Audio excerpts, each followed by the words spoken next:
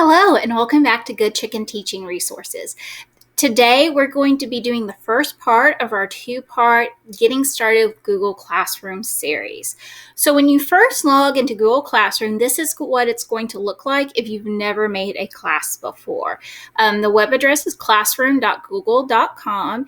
You or your school district will have to be signed up for Google Classroom in order for you to use this product. It's not free like a lot of the other Google products are.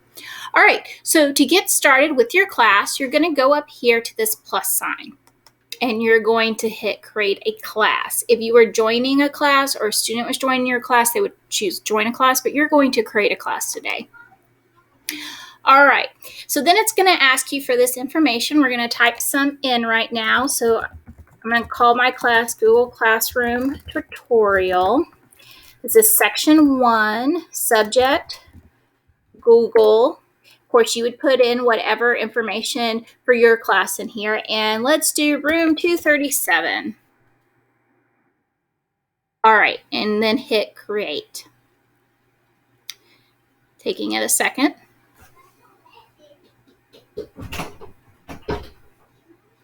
All right, and then it pops you into this classroom. So let's talk about getting started. First of all, it will have a generic header up here for you, which includes your class code. If you don't like this header, there's some things you can do to spice up your classroom or to make it more your own. You can either select theme, and they have a whole bunch of different topics and themes you could pick. There's one you like. Or you can go to upload photo. Then select a photo from your computer. Find whatever photo it is you want to use. Open. And then it pops up like this. Then you just kind of adjust what part of the photo you want to use. I created this header using Google Draw and a Bitmoji. If you're interested in creating a header for your Google Classroom, you're going to need to set the picture to be 600 pixels long by 200 pixels high. All right, create theme.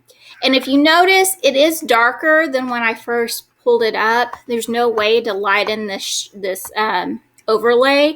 So that's why I kind of made my header with a brighter color than I would normally, knowing that it was going to be muted by this header. All right. Next, this is the stream. This is kind of the front page of your Google Classroom, and this is where you would put things like announcements.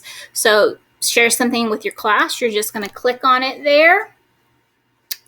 You can change what class you're sharing it with. If you had students in your room, you could share it with all your students or some of your students. And then you just type in test on Monday or whatever the announcement is you want. And you hit post and it's there. So this is a great place for you to just put those little announcements. All right. Classwork. This is actually the tab I spend the most time in. This is where you are going to post your assignments. So I would start out, if I was setting up my Google Classroom, and create a topic. And topics are just a great way to help you keep information organized on your classroom to make it easier for everyone to find. And I always, at the beginning of the year, start my classroom with a topic labeled class materials. And I'm going to add to it. These are the things that I want my students to have access to all year long. So I'm now going to create material.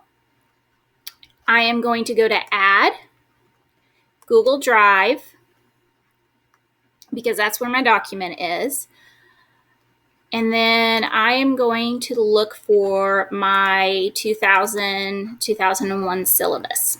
And there it is.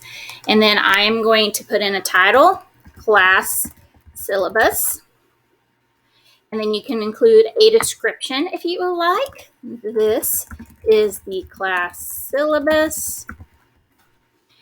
And then over here is where you can post it. So I'm going to go here to topic, and I'm going to put it in the class materials folder, and then post.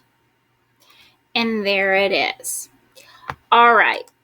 I'm going to create another one real quick. This time I am going to, no, I'm still going to create a class material one, sorry. And then I'm going to go to Add, Google Drive, and this time I'm going to actually link them to a form. This is my form for them to check out books from my classroom library. So classroom library checkout. Please fill this form in whenever you check out a book from our classroom library, period. Again, I'm going to go over to topic. I'm going to select class materials, and I am going to post. And it takes me back to my screen.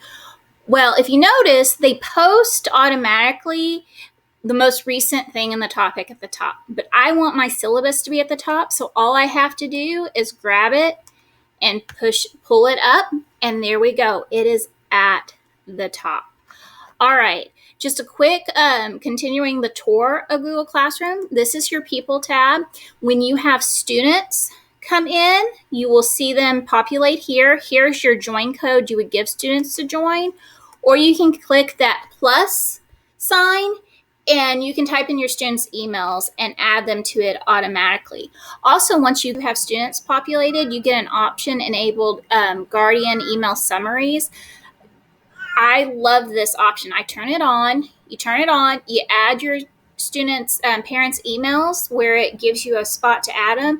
And then it sends an email inviting them to sign up for either daily or weekly updates. So it will let them know about new class announcements. It will let them know about assignments. It will let them know when they don't turn in an assignment.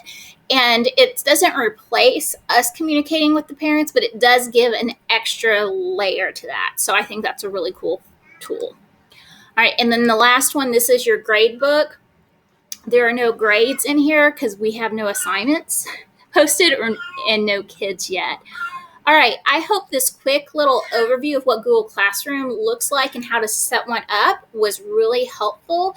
In the next video, I'm going to go over how to set up assignments. Please subscribe to make sure you get that. If you have any questions, leave them in the comments and we will try to get back to you. And please subscribe to Good Chicken Teaching Resources. Thank you.